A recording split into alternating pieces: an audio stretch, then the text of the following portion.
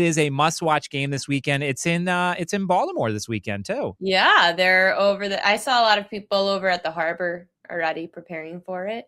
I would love to go see it, actually. I've never been. It seems like an awesome place and an awesome event to attend at some point in time. I'm assuming you're going to have action on it. So I think so. It used to be for years. The bet was the under. It was the under. It was always the under. And I don't listen. The under's still a possibility for this game, but they've taken away all the value. Like it used to be. It's funny because it used to open at like 43, and then it would go all the way down to like 39, 38, and then like eventually the books were like, well, wait a second, let's just set it at 38 or 39 and let people decide. Last year it went over the total.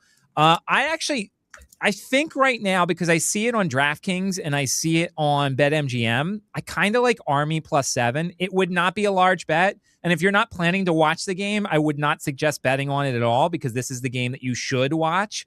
But I kind of like Army +7. Maybe it's just that much better than Army. But this is one of those games where like trick plays and emotions and passion and everything, like I just feel like Army's going to keep it close. And then I almost feel like if Army takes a lead early, like maybe they go up 7-0, you live bet Navy and then try and middle the thing because this feels like it's going to be a 1-score game tomorrow. Ooh, okay. Close game tomorrow in Baltimore. I like to hear that.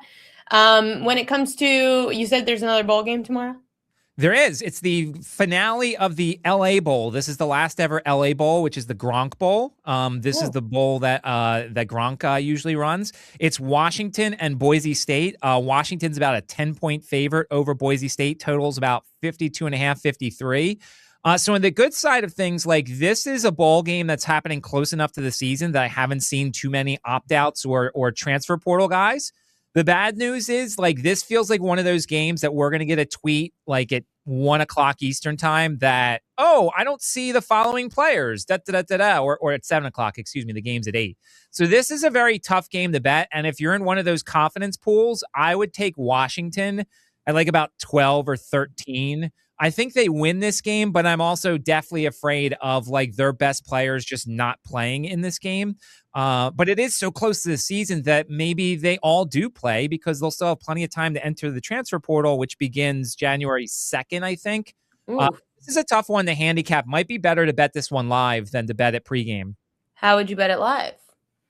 Well, I mean, first of all, I'd bet it live to make sure that the Washington Stars are playing. Like their quarterback, Damon Williams, is tremendous. They have a really good running back. They have a good wide receiver. They have a pretty good defense. They've had a corner who's been in and out of the lineup. So, like, the bowl games are really tough. And so I know we're going to get into, like, my bowl game philosophy and stuff like that. Bowl games are fun to bet on, but there are two types of bettors when it comes to the bowl games. There are the people who jump on it and have already made their bets. Like they have already made several bets for the games a couple weeks from now because they either guess who's going to opt out or they just think one team is better than the other. Me, I'm more the cautious type.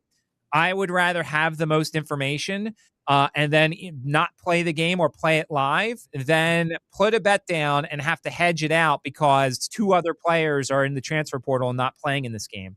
This is where the number one thing to handicap is motivation. Number one, there are teams that clearly do not want to play in their bowl games. There are teams that clearly do. The best bet in bowl season used to be betting against Miami and Shreveport. I can remember like many years ago, Miami played Louisiana Tech in a bowl game in Shreveport, Louisiana. Louisiana Tech was like a 9.5-point underdog. Miami had no interest in being there. It was clear as the game was going on, and Louisiana Tech was one of the easiest covers you could ever find. So you just have to find the teams that don't want to be there. Like Virginia, that's going to be a question mark. Virginia losing to Duke made them take them out of the college football playoff. So now they're playing in the Gator Bowl in Jacksonville on December 27th instead of the first round of the college football playoff. So maybe Virginia is one of those teams that you look at who may not really want to be there for their bowl game.